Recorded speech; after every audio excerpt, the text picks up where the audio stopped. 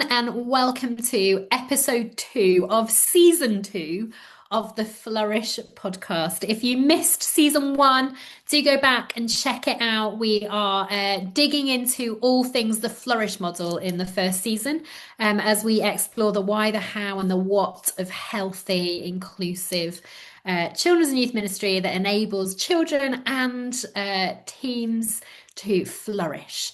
In this season, we are digging into all things around professional development. In the last episode, we we attempted to explore a huge topic of well-being. In this episode, we are going to be digging into a beautiful and crucial part of practice as we explore reflective practice. So I'm Lisa Campbell. I'm here with Ali Campbell. We're That's me. married. Al, this area of reflective practice is Yep. was a focus of your master's, wasn't it? It, You it did was. applied theology and reflective practice. So I feel like you are the guru on all things reflective practice. So as we begin to explore this topic, shall we start? Do you want to tell us what you mean by the term reflective practice? There's Sorry, I lots. set you up quite high there, Yeah, yeah, yeah. So but I'm not. it's deserved. Thanks. I'm not. So essentially, reflective practice is thinking about what we're doing, but thinking in such a way that leads to change, transformation, taking action. Um, so it's not navel gazing. It's not just go, "Ooh, and then just nothing happens. It's properly reflecting and then thinking, actually, how do we grow? How do we change? How do I change? How do I grow? And also in terms of activity that we're doing, do we need to pause? Do we need to take a different tack? Reflective practice, a process that helps us think those things through. Um, there's loads of different tools, but essentially, it's taking the time to think about what we're doing. And then in Brilliant. that thinking process, are there things, steps that we need to take that help improve our practice, improve our thinking, improve the way that we go about doing ministry? That's it, really. There's I think it's summed up really nicely in a great quote from a guy called John Dewey, who was a sociologist, educational reformer, did lots and lots of things. Pretty cool guy. He said, "We don't learn from experience, we learn from reflecting on experience." I guess I quite like to talk about every day's a school day, but that kind of quote shows it's not just about living through experiences. We only learn and are shaped and developed through them if we think about them, if we reflect on them, which I think is really what you're talking about, isn't it, with reflective practice? It is. And I guess the challenge of not reflecting, let me give you a quick illustration. You can be in ministry for a decade and do the same year 10 times, Mm. or you can be in ministry for a decade and every year looks different as you grow and change as a practitioner and as a worker. And I think sometimes we can get into a cycle of just repeating what we've previously done. And we get to a point where we're thinking, why aren't we seeing the results we want? And then we do it all again and keep going. Um, so growth really is about our own willingness to kind of acknowledge that maybe what we're doing needs looking at.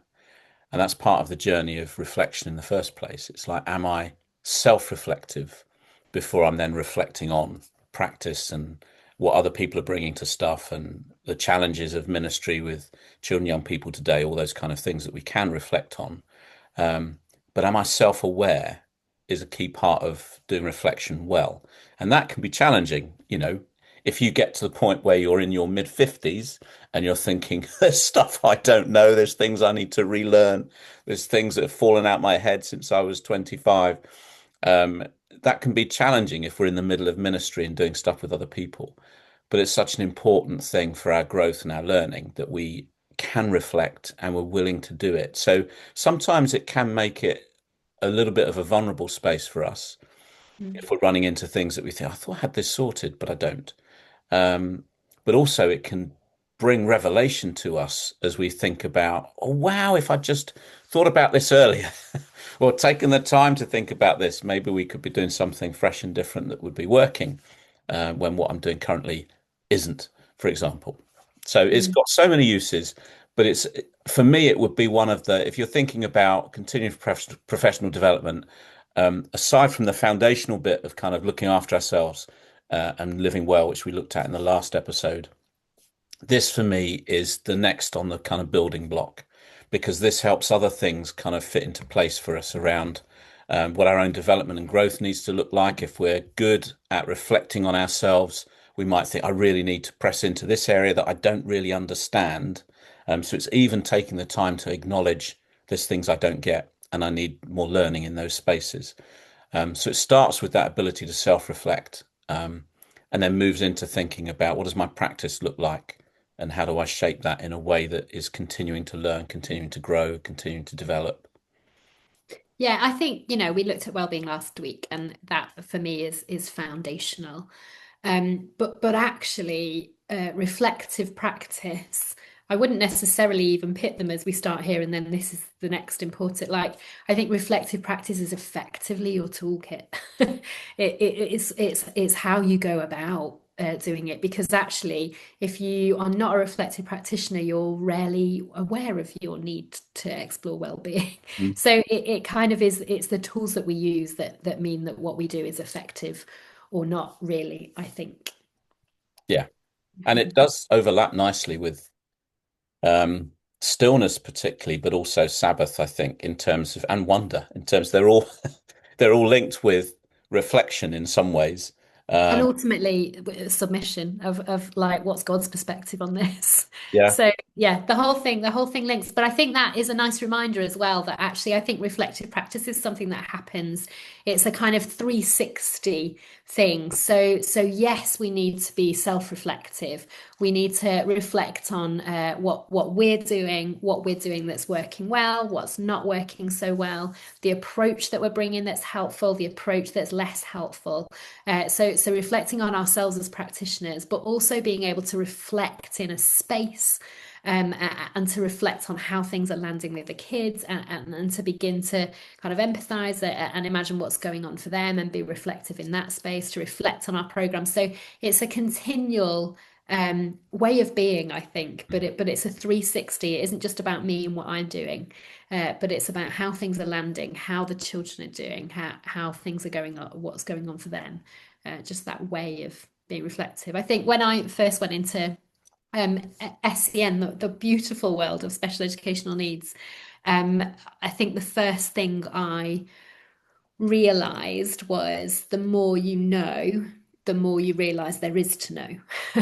And I think that's reflective practice, isn't it? It's like, yeah, we learn, but we're continually going to learn, and there's more to press into and more to explore if we can sit with it and reflect on it.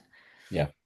And I think, I mean, one of the things that made me realize that it's important was when I was youth pastor at church, and I would just think, right, I've done my session, and then I'd be back over the road having coffee with other adults, having done the kids' work. Um, and occasionally there would be a tug on the back of my leg, which was a small child who'd been in my session, and they'd have a question. And initially, my initial response would be, you had your time in the session. I'm now talking to these grown-ups, you know. But gradually I realized, hang on a minute. I shouldn't really be saying to the kids, I'm only yours for this bit of time, where I've got other times I could meet with the adults and have chats and have coffee. But the other thing that was happening was it was taking them that long to process the stuff that we've been talking about in the session that then they had the question and they came and tugged me on the back of the leg. So they were doing reflection and then immediately trying to do something with it. And I wasn't creating space for that. And that was a revelation to me that, and this sounds obvious perhaps when we're doing children's youth ministry, but not all kids process stuff in the same way. Not all kids are ready immediately. You'll always have kids when you ask a question that have their hand in the air. Loads of them won't. It doesn't mean they're not listening, or haven't paid attention. It means they're taking time to think about the question. And I think sometimes, again, not reflecting means we can assume things about what is taking place, and we're missing it completely. They're really thinking it through rather than they're disengaged or not interested in joining in, which is why they haven't got their hand up. There are always kids first have their hand up, even if they don't have an answer, they put their hand up. So it's just that little moment with a child tugging on the back of my trouser leg made me think, actually, whoa, there's something else happening here I'm not paying attention to. So for me, that is then reflecting what does my practice need to look like. So I then made a choice that part of my action in response to that situation was to make myself available and choose other times to have coffee. But then I would have great conversations with kids after the session about things they wanted to follow up on, or just chats as part of kind of being part of church together. So, and for me, that kind of often cemented relationships with kids in a way that just leading a session didn't. So it's all of those things that kind of the flow from taking a moment to reflect and think what's happening here and what do I need to pay attention to. And the joy of that reflective practice actually often is it's making space to notice where God's Spirit's at work as well. Mm. Like we're reflecting on that, we're noticing it, and then we can join in with it, make space for it, as opposed to just assuming that we're doing this, therefore that's where God is going to be. Yeah. But are we noticing and being like responsive to the Spirit? Yeah, it's good. I think it's Um, also for me, it's sorry, I no, interrupted no. you. Go ahead. I was just going to say reflective practice and so I never know what language to use around this. I guess the language that is most commonly used, therefore most people are familiar and comfortable with is around behavior management. I don't personally find that helpful because I don't think we're about managing behavior as opposed to responding. Anyway, leave that to one side. That's another session. But behavior management and reflective practice go hand in hand, actually, when we do it well. Because ultimately, if we're going to journey those moments well, we need to be questioning, we need to be curious and say, asking what is going on? This child is struggling in some way. What is it that means that they're in that point? And it may be something as simple as they're just bored, so they've just got a bit mischievous, in which case there's reflection for us to do in like maybe what we've planned is a bit boring and isn't landing that well. There's still work for us to do in that space. Or it could be something has happened that's made that child feel unsafe. And they're communicating that maybe not through words in a nice like wrapped up with a bow and handed to us on a platter, but through their actions they're showing us that they're not feeling okay, and we need to be able to reflect on that well to understand and then respond. And I guess behavior sorry uh, reflective practice is a real active, I mean, it's got the word practice in, it's an active thing, isn't it? It's not just like you said, navel gazing or just all in your head. It's a reflection that leads to something. Yeah.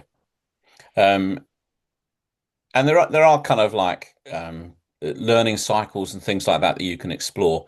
We want to kind of press into a few practical ones that are helpful later on in this session. But I just want to mention a couple of things that I think frame it nicely. So you already mentioned the 360, kind of having a perspective.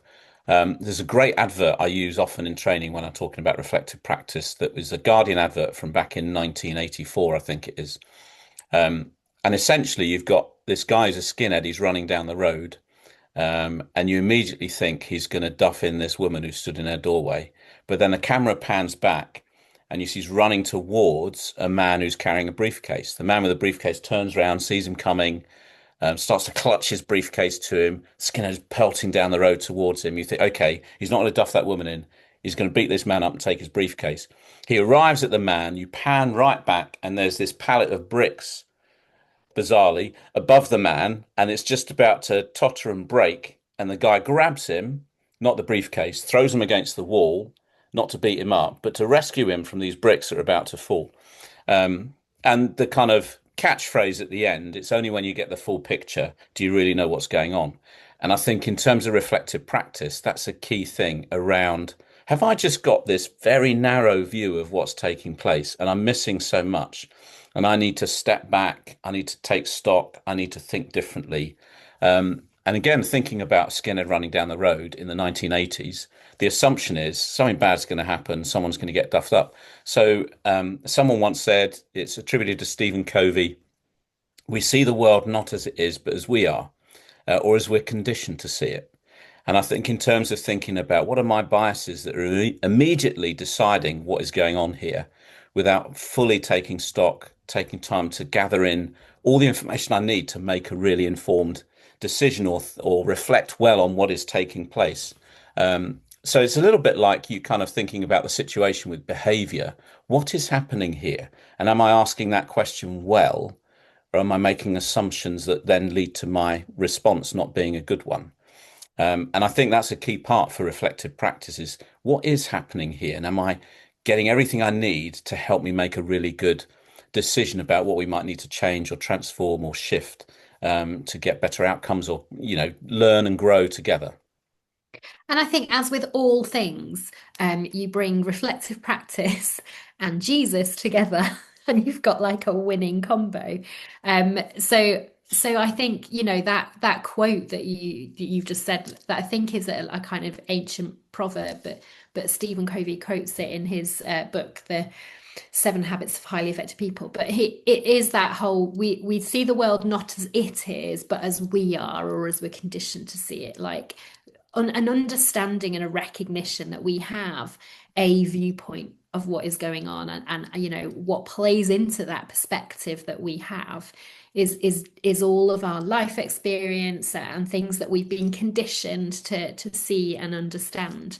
But then there's a quote that you say quite often that I can't quite remember, but what is the thing about one viewpoint but ultimate But viewing point? this is me quoting myself. We Oh, have, is it you? yeah, yes, we It's have, very good. thanks. We have a point of view. God has an infinite number of viewing points. So there's nothing that he's missing, whereas we have our perspective. Um, and I think in terms of reflection, when we bring God into it, like we've talked about, and we even just going through rhythms, as we've already talked about, particularly I think stillness, wonder, Sabbath, all of those things give us perspective, help us step back from the immediate action of what's happening right now and take stock, breathe, take a moment. Um, and actually, those things help us then begin that process of reflection in a good way. Now, if we're not in a good place, then I think our reflection doesn't necessarily follow through in a way that's healthy or helpful. We can react, we can respond negatively to things. If we're not in a good place in terms of ourselves, then any kind of reflection that comes from others that should be fed into our thinking about reflective practice becomes a personal attack rather than what might be a very helpful reflection on an activity or thing that was being run. So, yeah, the two things go hand in hand, really. But I think that ability to step back and also recognize that God ultimately can see what we can't. So I would never encourage people to divorce reflective practice from prayer and asking God to be in the things that we're thinking about and trying to pray through and discern the way forward. But recognize there are things we can do that help us in that. Yeah, and I think you're right. Kind of well-being and caring for ourselves, it creates the opportunity, doesn't it, for healthy reflective practice. You just reminded me. When one of the teaching jobs I had was at a primary school as a Senko, and basically one of my roles there was to be at the end of a radio if things were a little bit tricky, and to be called in. And so this one time a radio call came through to support this little boy Josh, who had climbed onto the roof of the school. So on this day, I had missed my lunch break because other stuff had happened. I think I'd possibly already been called to support Josh that day anyway. I had a deadline, a report that needed to be written. So I was hungry, I was a bit stressed, I was short of time. And if I'm honest, I did not respond to that call well. Um, and I just aggravated the situation. But I was reflective enough to be able to recognize that I was not in the right place to deal with it, and I phoned a friend, and we came. But what actually, when she dealt with it in a much healthier way, in a much healthier space than I did, what came out of it was there'd been an issue with lunch. Josh was from a home background that was really, really challenging, had experienced and was experiencing significant trauma, did not necessarily know where his next meal had come from. So when lunch isn't dealt with properly, that's a really big deal when you don't know if you're going to get any other meals that day. And so he'd kind of exploded and gone onto the roof because that was his way of going, I'm not okay. Someone needs to recognize that I'm not okay. Now, on a good day, with healthy, good reflective practice, I wouldn't have dealt with just what was in front of me with my one viewpoint. I would have taken a breath. I'd have definitely been praying, and I'd have brought some curiosity and reflection, and hopefully got to the same space that my colleague got to, of recognizing that there was a bigger picture, and it needed reflection. But it is that the kind of the importance of um, well-being and looking after ourselves and bringing a healthy approach linked with reflective practice it's a good reminder, isn't it? It is a good reminder. Yeah. And I think, this links a little bit with the behavior thing, but also kind of knowing what's going on. And I think that's really key. So I was doing a session with some kids. We had a policy at the time, which I would not endorse now, I don't think, but sometimes we have things that we're always, growing and learning from. But it was like basically, if you mess about two or three times, you're back over with your parents. So that was how we did it at the time. I wouldn't do that now, but anyway, that's another story. But Well, you may in some spaces. It depends on the it does situation. depend on the situation. Thank you for stepping in there. But in terms of thinking about this particular situation, we'd given out some kids some fun sheets, as we used to call them, not worksheets. They were fun sheets, just to Well, make them think, "Hey, I'm having fun. Look at me doing this did that sheet." work? Yeah, yeah. With some of them it did, with some of them it did not. But anyway, there they are doing their fun sheets, and we had a big circle, and it was basically like draw lines from this circle and write down all your friends and people that kind of are close to you and all that kind of stuff. And this one kid just like ripped it up and then started running around and then dived up onto the stage and was behind the. We had this hall that we were in, and there was a stage and there were curtains and everything for like a theatre thing. And he was up there and he was messing about. I was like, right, this is it. So I was went up there and I just happened to have the presence of mind. Was a God moment, not a me moment, where I just said, why don't you want to do this? Why don't you want to do this? Everyone else is doing it. Why don't you want to do it? And he just said to me, I don't have any friends. So that was the reason that he felt like he couldn't join in with what we were doing. So we sat on the stage for a minute. We had a conversation. Um, but it was a pivotal moment for me in understanding that you just running something with particular things that might be issues for you've no idea until you build relationship with the children where things are at with them in terms of how they perceive relationships, how they perceive themselves, how they engage with the world around them, what their response then to that is when something that they just can't cope with. And at that point, he couldn't cope with it. He couldn't put anything down, so slightly lost it, and went a bit rogue. But understandable when you think he had no other way of expressing what he was feeling at that point. As an 8-year-old, that's not a And surprise. that it just loops us back again. I feel like as we go through this series, we're going to use this phrase time and time again. We're back to the importance of presence and purpose over program. Yeah. I've built it. Last week we talked about presence over program. I'm building it. It's presence and purpose over program. Because actually, what was the reason for doing that activity? The purpose of it was to explore friendship. Mm, Um, and whether someone had completed the task or not is irrelevant. mm, And so it is that, like, if we just hold to our program and getting kids to jump through hoops and complete activities, we miss the good stuff. But presence and purpose brings the good stuff. And actually, only if we approach that in a really reflective way. And that helps us, reflective practice helps us to be present. But it also helps us to grow. So it's wider than that because it helps us to like a really simple, we're going to come to some tools in a minute. A really, really simple reflective practice tool is what went well, even better if. It's a really good old school. They did it all the time in primary school for marking kids' work. And what went well and an even better if. mm, But it's good because I think at its baseline when we're reflecting on our practice, what went well, what didn't go well, what could we do better is a good place to start. I first came to my first kind of experience of the term reflective practice was back in kind of like 2000 when I was training to be a teacher doing my PGCE. And one of the things that we had to do that was like marked and assessed of the PGCE course was to complete a reflective practice journal. And I remember sitting with my tutor, who was a beautiful lady, and very wise, knew what she was doing. But she had a really honest conversation with me at one point, going, I do not get this because out of the group here, you are talking to me. You are the most reflective person that is in this space. Like you do it really, really naturally, but your journals are pants. Like they're really rubbish. I don't understand the disconnect. And so I think I recognize that for me, I do think like I'm a massive, possibly overthinker.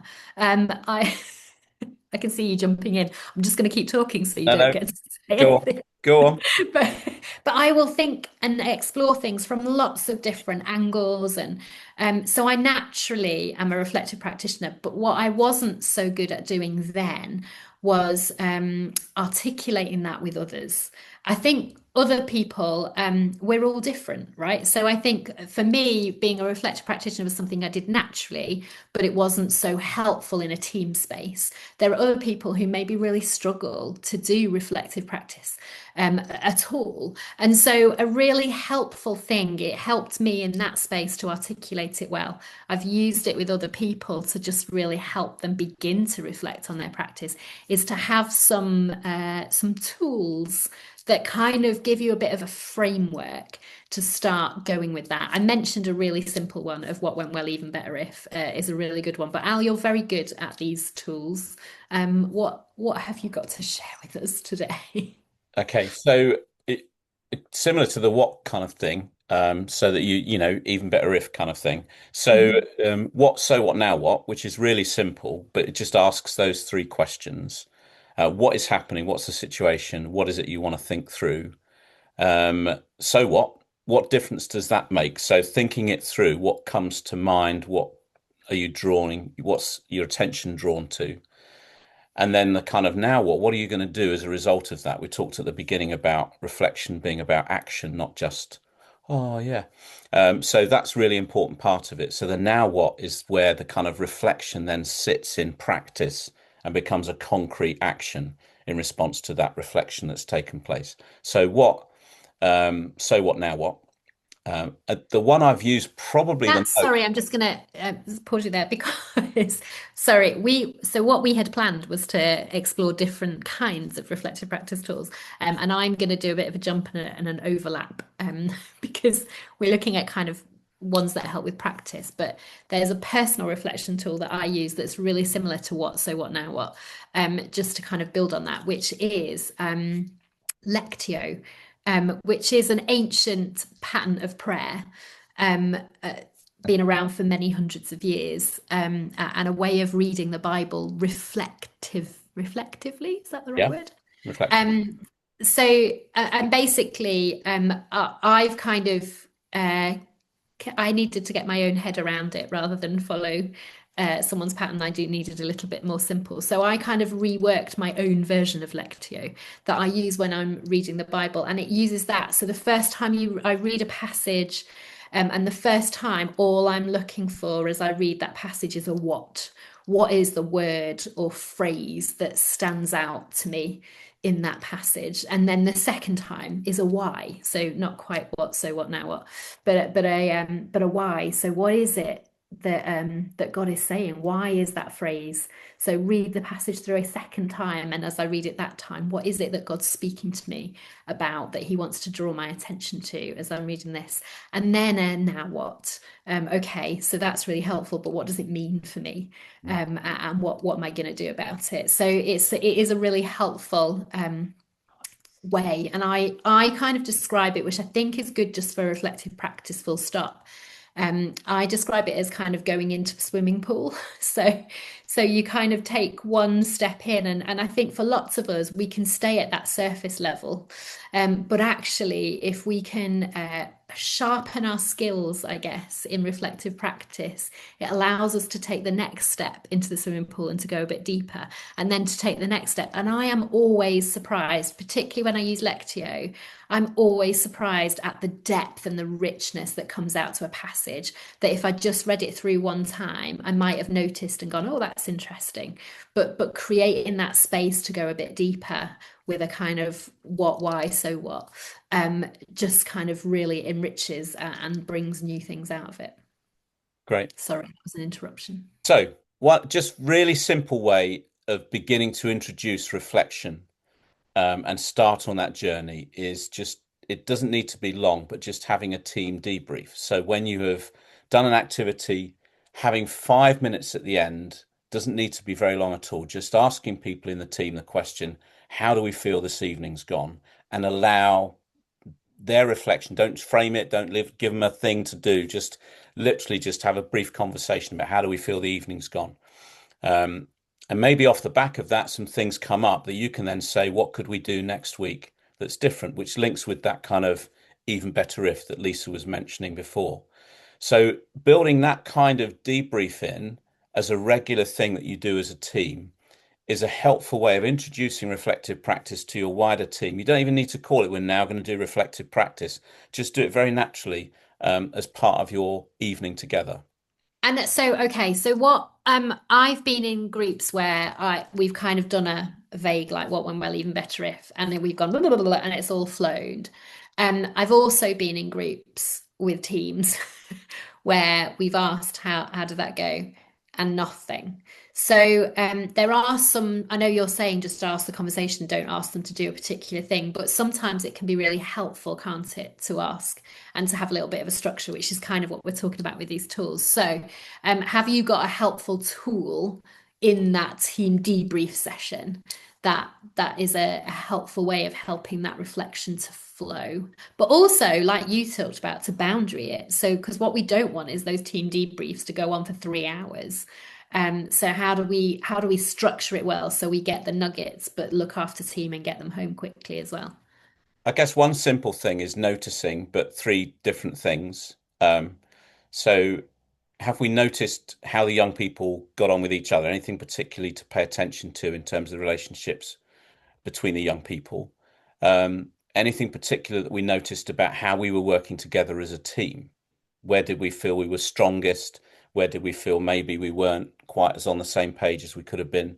Um, and sometimes things come up. So with that one, sometimes things come up where somebody's doing a talk to everyone or sharing something about what's happening. And rather than joining in, you got team at the back chatting to each other, not engaged in being present. And so actually kids at the back are also distracted by these leaders aren't paying attention. Why should I pay attention? So those kind of things can get noticed in that kind of, how have we supported one another as a team? But the other thing, just to throw in the mix as well, is how been orientated to God and being present to Him in the midst of doing the evening. Have we noticed where He's been at work? And just so framing it just ever so gently, that means people have got those three spaces they're thinking about. The young people, how have they been with each other? How have we been with one another as team? And how have we helped orientate ourselves and young people to God? Because ultimately, we want them to encounter Him in some way. That's true whether it's an open youth club or whether it's a discipleship group that we're running. So simple questions that can draw out maybe from people what it is they've been noticing. And if they haven't noticed anything, it's a way of beginning to say maybe we should be paying more attention. But it is just introducing those questions should be things we're asking because they'll help us think about how the evening's gone. Is that your triangle tool? That's my triangle, so up in out. So Oh, it's sorry, say that again.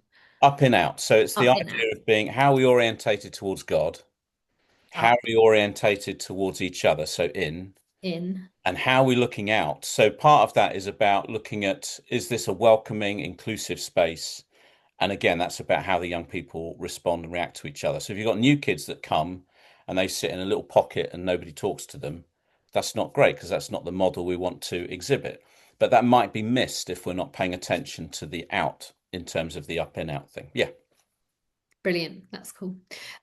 One little tool that I have used is so talking about team debrief, and we mentioned some really helpful space.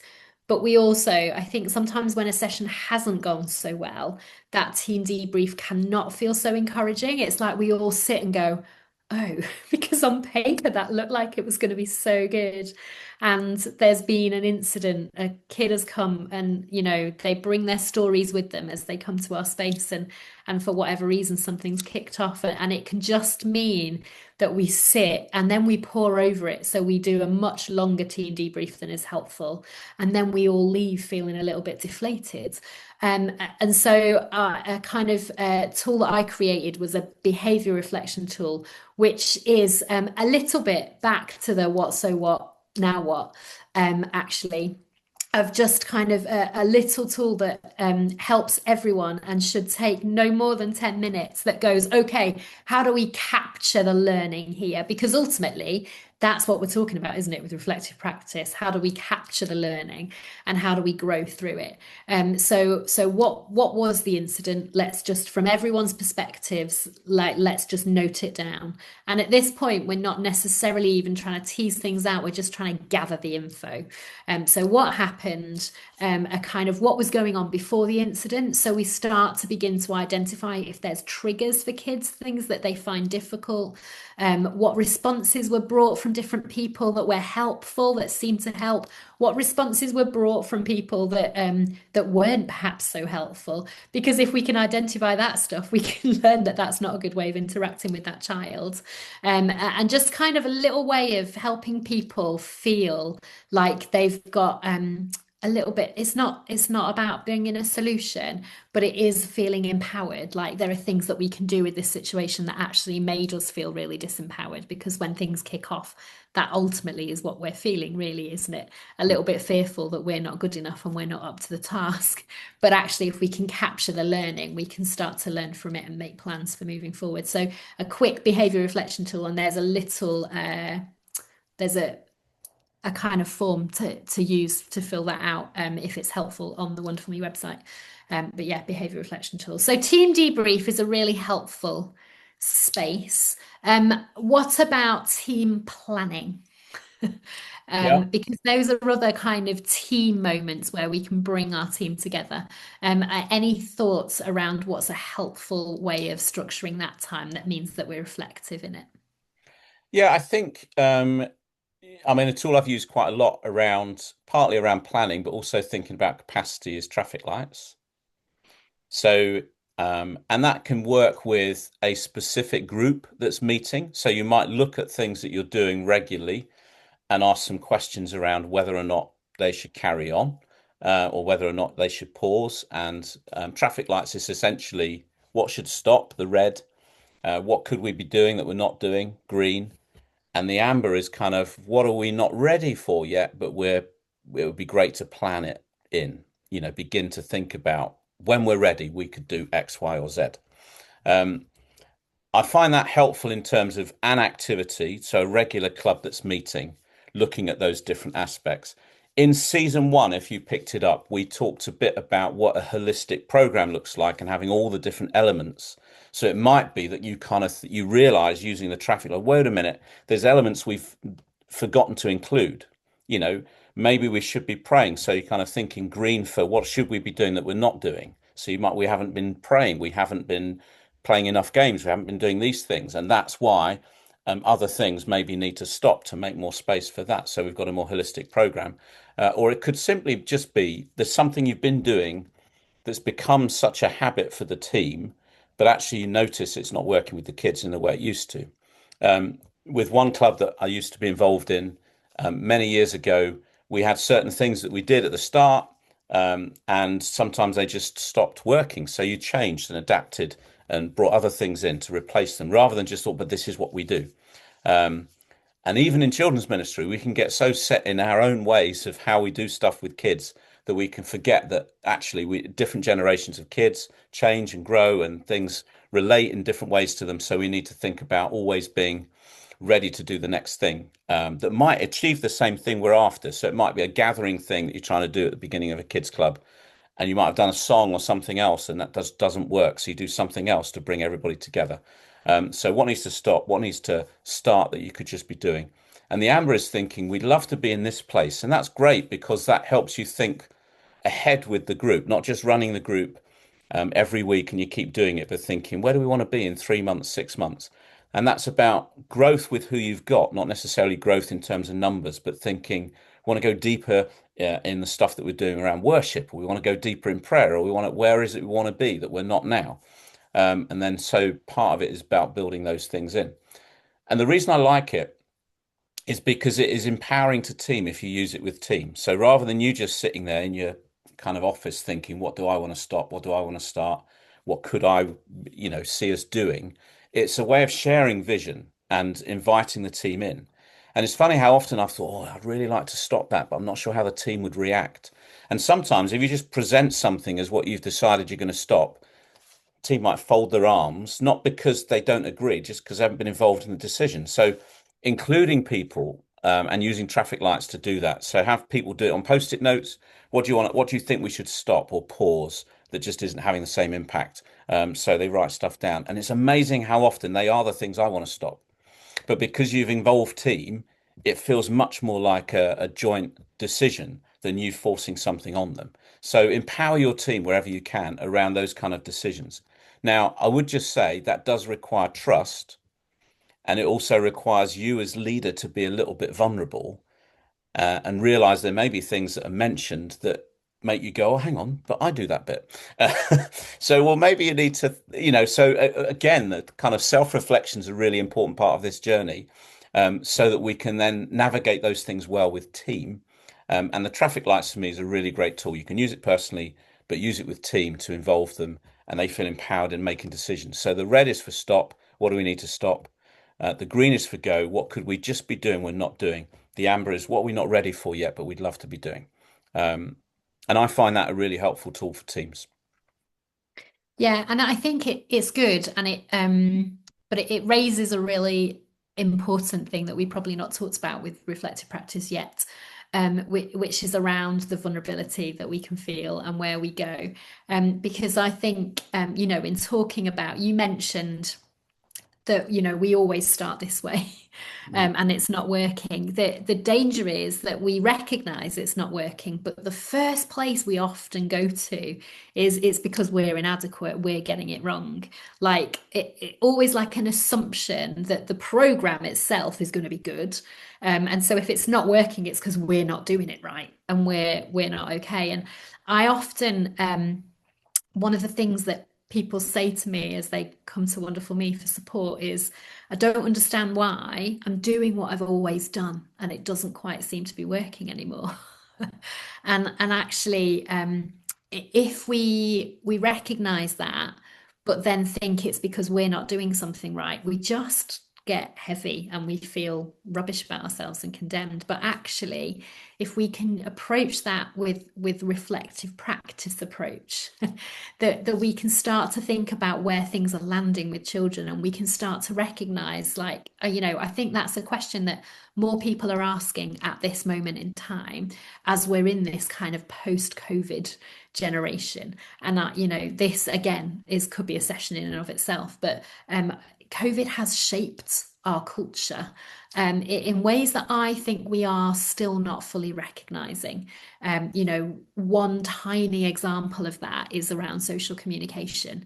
We were all kept, there was a fear of communicating with anyone, even just walking down the street on your one walk you were allowed. If you saw someone coming, there was like great lengths to avoid so that you weren't within 1 or 2 meters of them. Just that whole kind of not communicating. And for kids who experience that at a time that was really critical for them in their development of social communication skills, that's had a massive, massive impact. And that's just one tiny example, but there are so many reasons why the generation of children that we're journeying with now is very different from it, from any generation that's come before. That's probably quite often true, but I think that it's amplified at this moment in time. And so reflection and reflective practice enables us to think about where things are landing with this generation. And rather than it, what we're not doing it well, that's why it's not working. It is what we're doing, kind of scratching the itch that there is, or are children able to interact with this in the way that we're bringing it? But that it's reflective practice that can really unlock that reflection and actually get rid of the condemnation that we can feel about that and actually spur us into action. I So, can see you can speak. yeah. So like you might be running a kids group and you always tell a story. Um, and then the kind of challenge is that's not landing. So your kind of reflection might be, but I always tell a story. But if you take that reflection further, I always tell a story in this particular way. So how are you telling the story? What are the tools and the ways in which you're doing it? And do those need to adapt and change, linked with what Lisa's just said around kind of engagement and what that looks like and how it's different now. So, just an example, in one of the kids' clubs I'm involved in at the minute, we've split the story. So we did have kind of the story was kind of nearly 5, 6, 7, 8 minutes. That's a long time for a group of kids, really, in terms of just be attentive to what's happening at the front. So we've split it. Particularly in our culture of, quick shorts on YouTube and like tiny snippets of information that All are, of that. Yeah. sorry. So, and people lacking attention, so they have to interrupt. But in terms so but with that, so we've split it into two.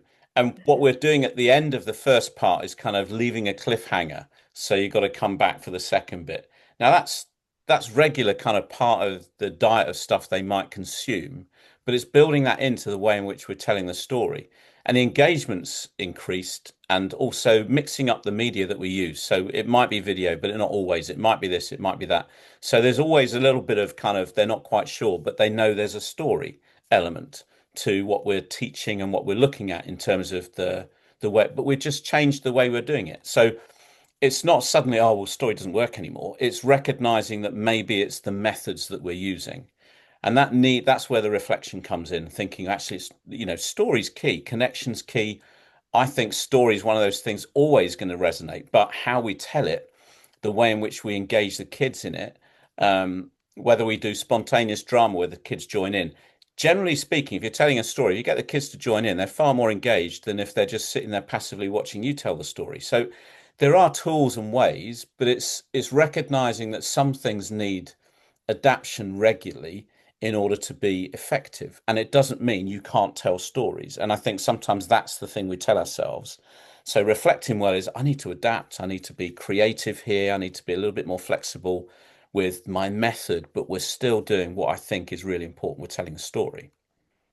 That's one example. It's really good.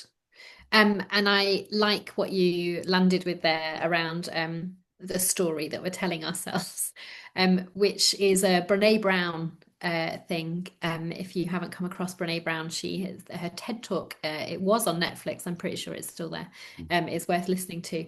But in that, she talks about the story that we tell ourselves, this kind of internal, like situations happen and we immediately draw conclusions and we tell ourselves a story about what's happening. A really classic example of that with children and young people is in a school space. They walk past a group that laugh as they walk past, and quite often the assumption that young people will draw from that and the story that they'll tell themselves is they're laughing at me, because of insecurities and all of the stuff that it brings up, and kind of learning to tap into the story that we're telling ourselves in that. And your example of the story we tell ourselves is I'm rubbish at telling stories, it is not necessarily true. And I think it's reflective practice that can unlock that quite often. So we've looked at team debrief, we've looked at team planning. Linked with the story I'm telling myself really is what about some tools that help us with just as people to be self-reflective, Lectio, we've mentioned already that opportunity for really to create opportunity for God to speak to us and draw our attention to things through scripture to keep going down the steps of the swimming pool.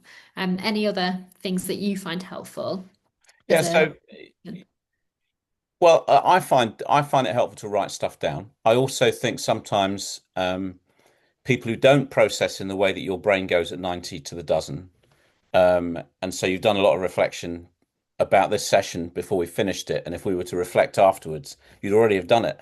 I'd be like, well, and I'd need to think it through. But I think that's just because our brains are different. But I have to write stuff down for me to kind of ground it because my brain doesn't do it on its own.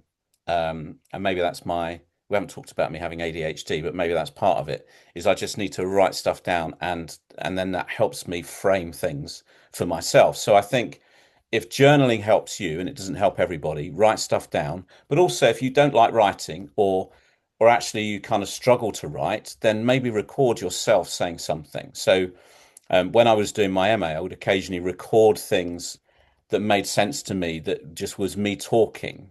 And that helped me with some of my essays, then write them a bit better than I would have done otherwise. So it's thinking what tools will help you get your what's in your head out. That could be saying it, that could be writing it down, it could even be drawing something that then resonates with you as you think about it.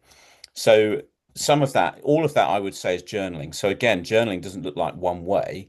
It is thinking about the way in which it works for you. That could be vocally, that could be writing stuff down, it could be drawing stuff down, it could be making a video, it could be anything that just helps you. This is what's going on for me. This is what is resonating or I'm feeling. And how is that going to inform or shape my practice? And we loop back, don't we? Again, we're back to well-being Mm. because one of the advices that has come out recently is the importance of journaling, as we've recognized and really dug into kind of well-being and what that looks like. Journaling comes up time and time and time again, and I think it's there in scripture. Like people would have it's a funny practice in the Bible, but quite often in the Old Testament we read of someone having a dream and they set a stone up after it to mark it. But it is that like kind of noticing that something is significant, marking, maybe writing it down is a kind of modern day version of sticking up a stone, um, of kind of marking that something was significant. I have a bit of a love-hate relationship with journaling. In that, as you've kind of alluded to, my brain does work quite quickly, and I have lots and lots of thoughts, and I get really frustrated with journaling because it's way slower than my brain. And so I'm just like, I just want to get it. But the other part of it, if I'm really honest, there's like quite a vulnerability. Like my head is I was going to say a happy space. It's not always a happy space, but it does feel a safe space, as in no one else knows. It's kind of like it's very private. And so, but I think probably quite indulgent at times, to be honest. Like, and I can think all of this stuff and no one else is ever going to know. And the thought of writing it down, like no one is interested in reading my journal. So, and no one would. But there does feel a bit of a vulnerability around like actually writing down something like, man, if people knew what was actually in my head, how would they think of me? But I came across someone gave me a book called The Artist's Way, which is like basically like a 12-step program for kind of creatives, and it is drawing on the kind of AA principles. It's very interesting anyway. But one of the practices in that she recommends is something called morning pages, and it's journaling. So I immediately had a massive eye roll when I came across it and realized that was going to be a core practice of the whole thing. But it's journaling in a very boundaried way. So literally, you write 2 pages every morning. Only 2 pages. You don't write more, you don't write less. And you literally just create space for a flow of consciousness. So some days, literally what I write is, I'm sat doing my morning pages. I don't really know what to write today. My mind is empty. There's not really anything I'm thinking of. And that's what goes on the page. But getting into that practice of doing it every day, what I found was like literally blew my mind because what I discovered was So the picture, I've tried to explain this to you before, Al, and the picture I always have is like a little bit of a knotted ball of wool. Sometimes feels like what's in my head, this knotted ball of wool. Whereas the morning pages and that journaling practice, it's like allowing one of those strands from that messed up ball of wool to kind of unfurl and to develop. And so it was like it was kind of giving space for some of the thinking to not just bounce around like crazy, like popcorn going off, but to kind of allow one of those thoughts to really develop. And it was like literally writing my morning pages now just makes me feel like I'm having a big like, ah, and I really notice God speaking to me through that space. And that has become like a really important part of my own reflective practice.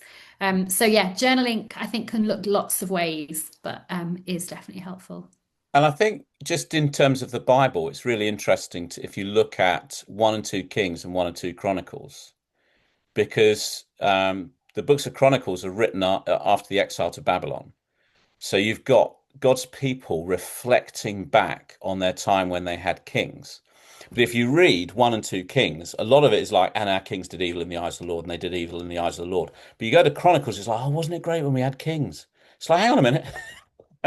Your perspective's been shifted because you're now in exile. So your rose-tinted spectacles have sat on your face. And we've got both these things in the Bible. I think that's really interesting. So there is this reflective process that's happening. The other thing that you've mentioned quite often that I think is a key thing for reflection is curiosity.